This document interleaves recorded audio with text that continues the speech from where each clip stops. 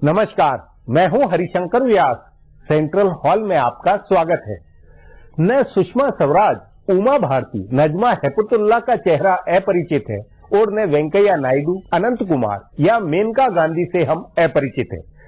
इसलिए अपने को ये विश्वास नहीं होता है कि सुषमा स्वराज कोई हिलेरी क्लिंटन जैसी विदेश मंत्री होगी या उमा भारती सचमुच में गंगा सफाई करा देगी। वेंकैया नायडू नए शहर बसवा देंगे या रामविलास पासवान राशन से भ्रष्टाचार मिटवा देंगे। जो पहली बार मंत्री बने हैं उनकी फिलहाल मुट्ठी बंद है। हो सकता है इनमें कुछ चमत्कारिक निकले, लेकिन जो पुराने हैं और जिनका बतौर मंत्री ट्रैक रिकॉर्ड है उनको लेकर सवाल है। उमा भारती कितनी ही गंगा सफाई की बात करे, लेकिन बतौर मंत्री उनका ट्रैक रिकॉर्ड अराजकता वाला है। प्रधानमंत्री नरेंद्र मोदी का निज मिशन गंगा सफाई और नदी विकास है। ऐसे ही नए शहर और शहरी विकास भी प्रधानमंत्री का वायदा है। क्या उमा भारती और वेंकैया नायडू ये काम कर सकते हैं? सचमुच मंत्रालय और मंत्री लिस्ट पर विचार करें तो समझ ही नहीं आएगा कि कैसे इनसे भारत बदलेगा। आज इस पर चर्चा है, मगर उससे पहले गपशप और खास सुर्खियां हैं। शुरुआत सियासी गपशप से करते हैं। उत्तर प्रदेश की 80 में से 71 सीटें जीतने के बाद बीजेपी की नजर असेंबली इंतखाबात पर है। बीजेपी रहनुमाओं का मानना है कि बीएसपी और सपा मुकम्मल अक्सरियत से एक बार इक्तदार में आ चुके हैं और इस बार बीजेपी की बारी है। इसीलिए सबसे ज्यादा फोकस उत्तर प्रदेश पर किया जा रहा है। सूबाई बीजेपी के दफ्तर में काम करने वाले मुलाजमीन की तनख्वाह 3 गुना बढ़ा दी गई है और उनको 2-2 महीने की तनख्वाह बोनस के तौर पर दी गई है। वजीर आजम और वजीर दाखिला दोनों उत्तर प्रदेश की नुमाइंदगी करते हैं और अब कहा जा रहा है कि गवर्नरों की तकर्रुरी में भी उत्तर प्रदेश को सबसे ज्यादा नुमाइंदगी मिलने वाली है। बताया जा रहा है कि उत्तर प्रदेश के आधा दर्जन रहनुमाओं को गवर्नर बनाया जा सकता है। नरेंद्र मोदी के लिए वाराणसी सीट छोड़कर कानपुर से इंतखाब लड़ने वाले सीनियर बीजेपी रहनुमा मुरली मनोहर जोशी को महाराष्ट्र का गवर्नर बनाया जा सकता है। राजनाथ सिंह के लिए अपनी लखनऊ सीट छोड़ने वाले लालजी टंडन भी गवर्नर बनाए जाएंगे। साबिक वजीर आला कल्याण सिंह और असेंबली में स्पीकर रहे केसरीनाथ त्रिपाठी दोनों ने आम इंतखाबात में किस्मत नहीं आजमाई थी। इन दोनों को भी 2 अहम सूबों के गवर्नर हाउस में भेजा जा सकता है। सोशल इंजीनियरिंग के लिहाज से 2 और लोगों को गवर्नर बनाया जा सकता है।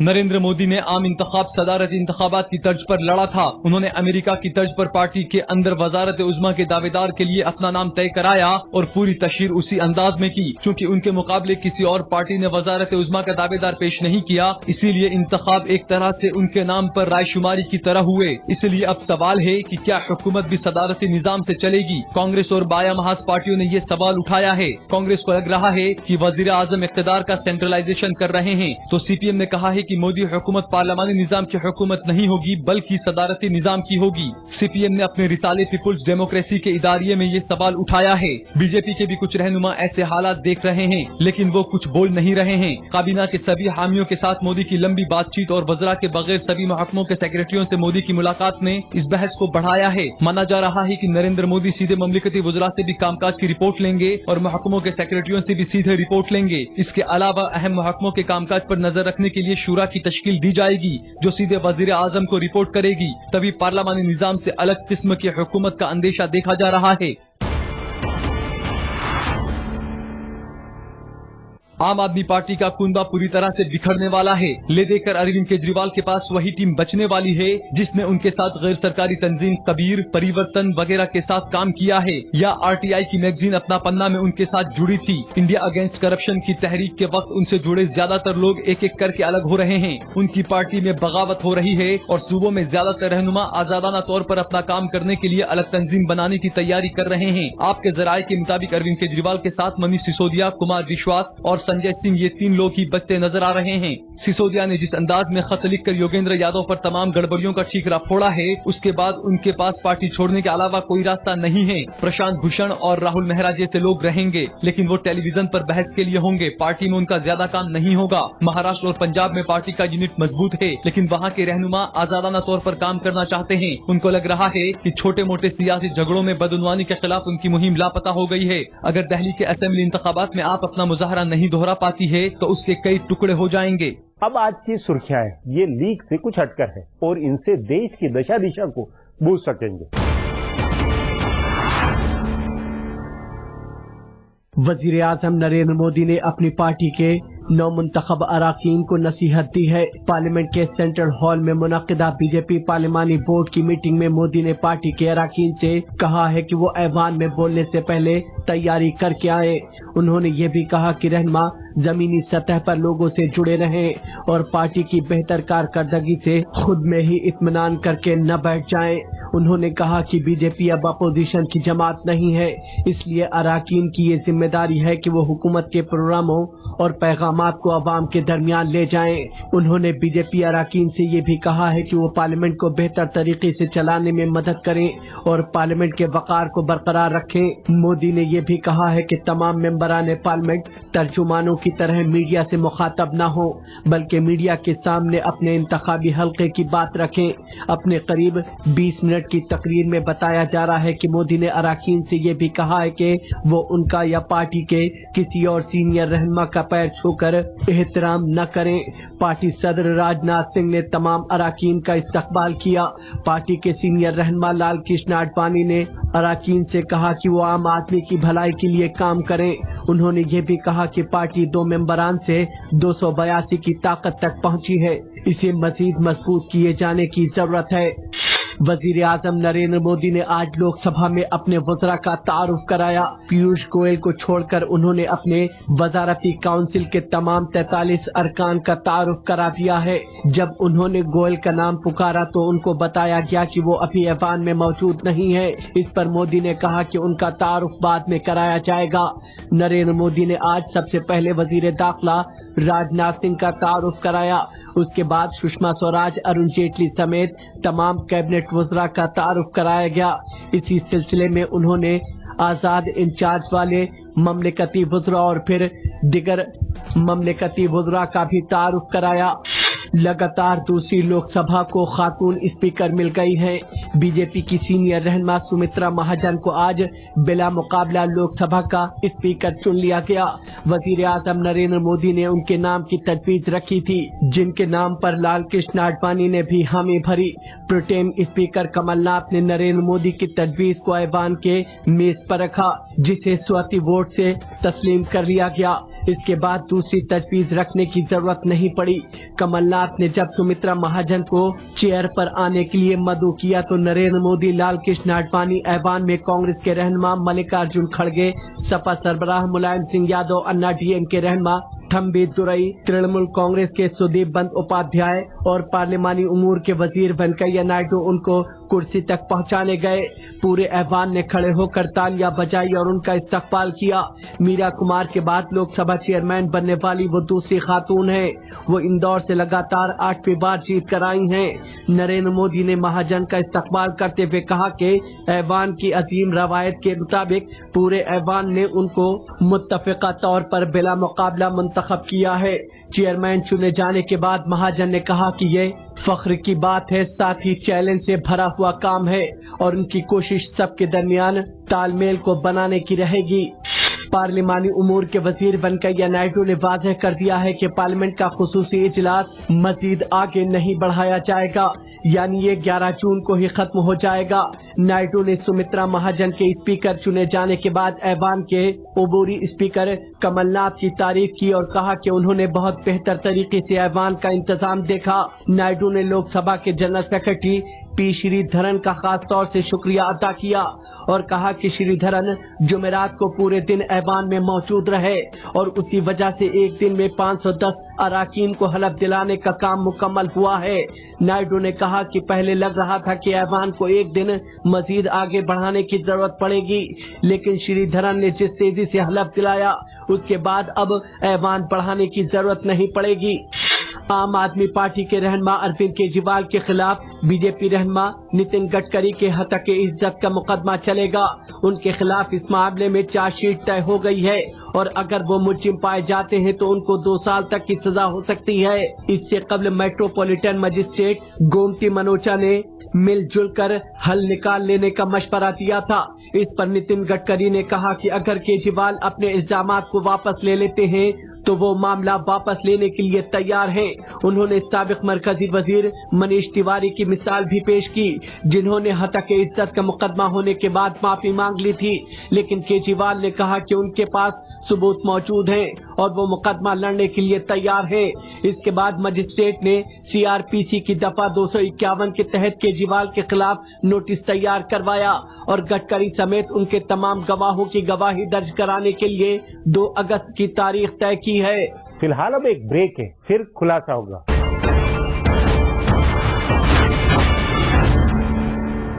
प्रधानमंत्री नरेंद्र मोदी अपने को आशावादी कहते हैं।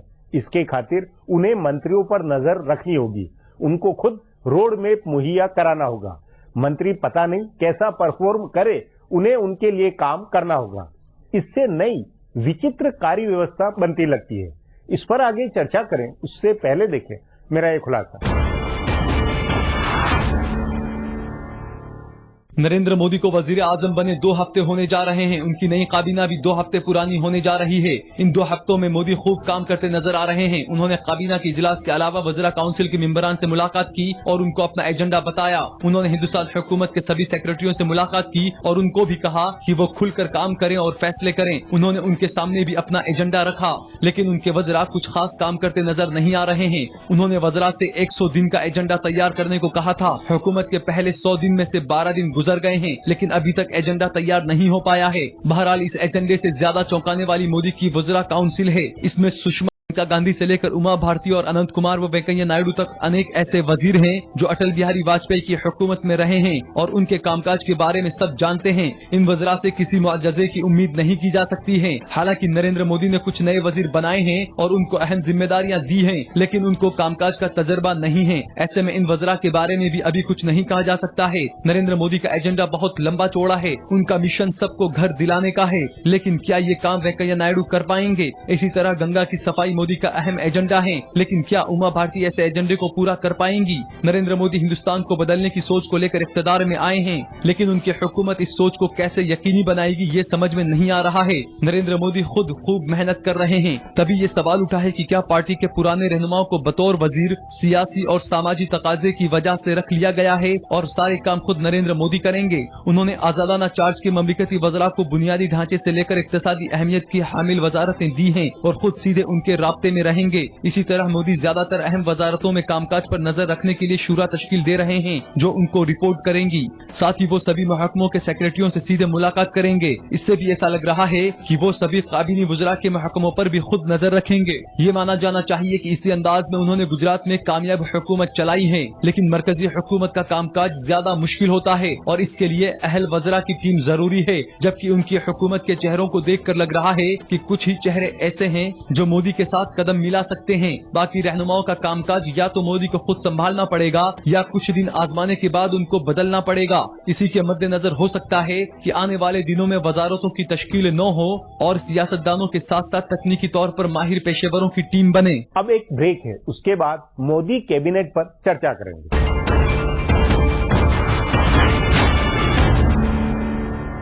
भारत सरकार के चलने और मंत्रियों के काम करने का अपना एक ढर्रा है।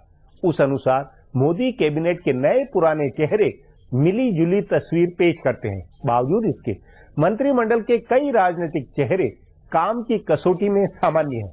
इस पर चर्चा के लिए आज मेरे साथ वरिष्ठ पत्रकार वेंकटेश केसरी है।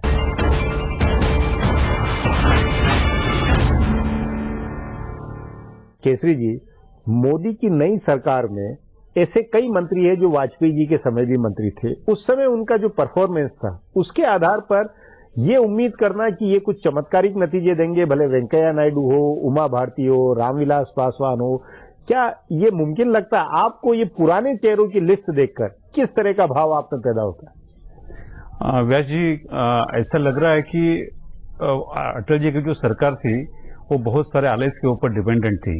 मोदी जी को फर्म उसको मिला है, मैंडेट मिला है और अब उनको डिलीवर करना पड़ेगा। जो नाम आपने दिए हैं, क्योंकि चुनाव जीतना एक अलग है, सरकार चलाना अलग बात है। मोदी जी को जो मिला है मैंडेट, उससे ज्यादा अपेक्षाएं तो लोगों की बड़ी है, युवाओं की बड़ी है उनको रिजल्ट चाहिए। तो ये लोग तो अटल जी की कैबिनेट में थे, लेकिन उतना कोई एमओएस था, कोई छोटा मोटा उनको हल्का पोर्टफोलियो दिया था।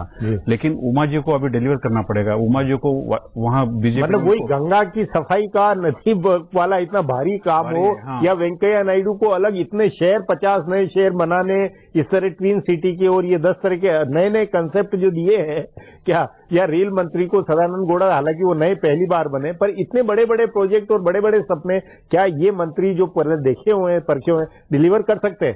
इसके ऊपर तो अभी क्वेश्चन मार्क है, क्योंकि अटल जी की जो सेकंड लाइन थी उसके अंदर सुरेश प्रभु उन्होंने अच्छा काम किया था, उसके अंदर जगमोहन थे, उनका एक अपना था, अरुण शौरी यहाँ बताया जाता है कि वो भी आ जाएंगे, हाँ वो भी आ जाएंगे, सुरेश प्रभु भी किसी रोल में आ सकते हैं। हाँ, तो यहाँ पूरा फोकस है अभी कि सरकार और डिलीवरी। जो उन्होंने नरेंद्र मोदी ने कहा है कि मिनिमम गवर्नमेंट मैक्सिमम गवर्नेंस, तो ये गवर्नेंस जो नहीं देगा उसका फिर वो उसका एनालिसिस करेंगे, उसका इवैल्यूएशन करेंगे। नहीं, पर आपके अनुसार क्या ये नहीं अपन सोचा जाए कि वाजपेयी के समय लीडरशिप एक अलग मिजाज की थी, अलग स्वभाव की थी, और नरेंद्र मोदी की लीडरशिप का एक अलग स्वभाव है, इसलिए सबको नतीजे देने पड़ेंगे, अपने आप को झोंकना पड़ेगा? नहीं, आपने दोनों का आपने कंपैरिजन किया है।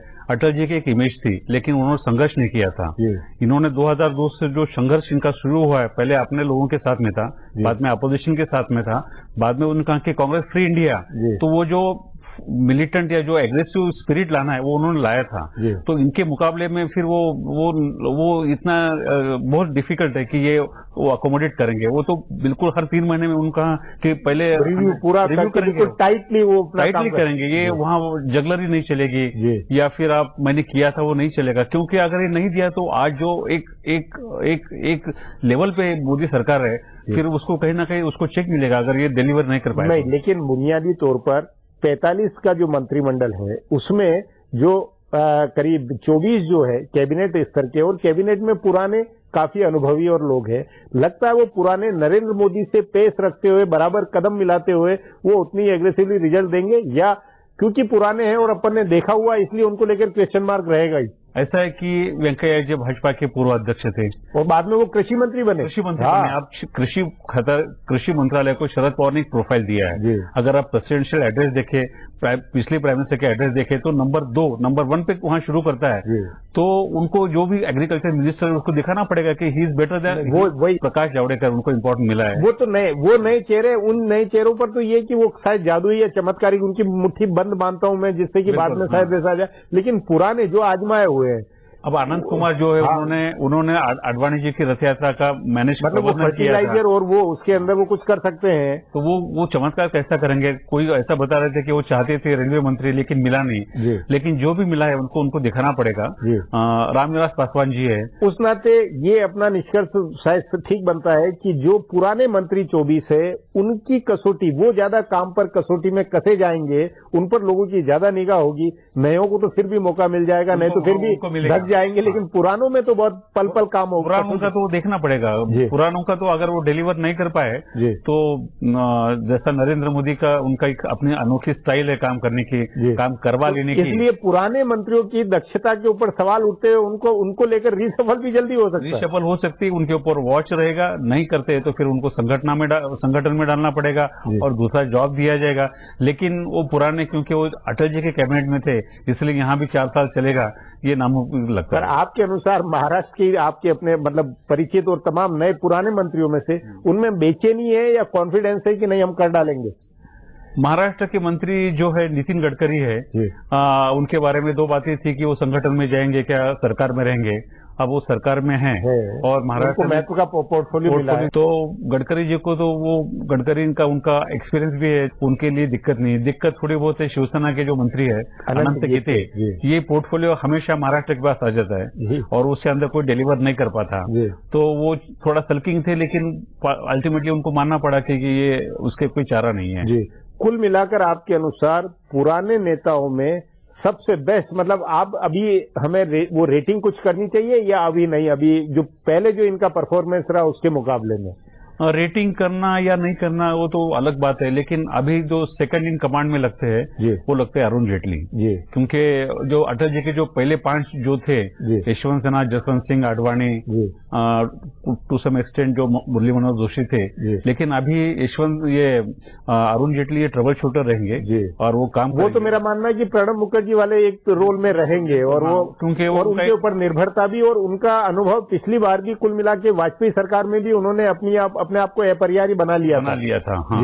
आपने देखा होगा कि लॉ मिनिस्टर जो है इसके पहले यूपीए के 5 साल जो पिछले हर साल में लॉ मिनिस्टर बदलते रहे। जी। पर इनके बनने के बाद वो एक निश्चिंतता रह गई थी। रहेगा क्योंकि इसके पहले राम जेठमलानी जी भी थे, लेकिन जो भी है तो अब ये उनकी टीम ठीक लगती है। पहले 3-4 जो मिनिस्टर्स है वो ठीक लगता है अभी तक तो।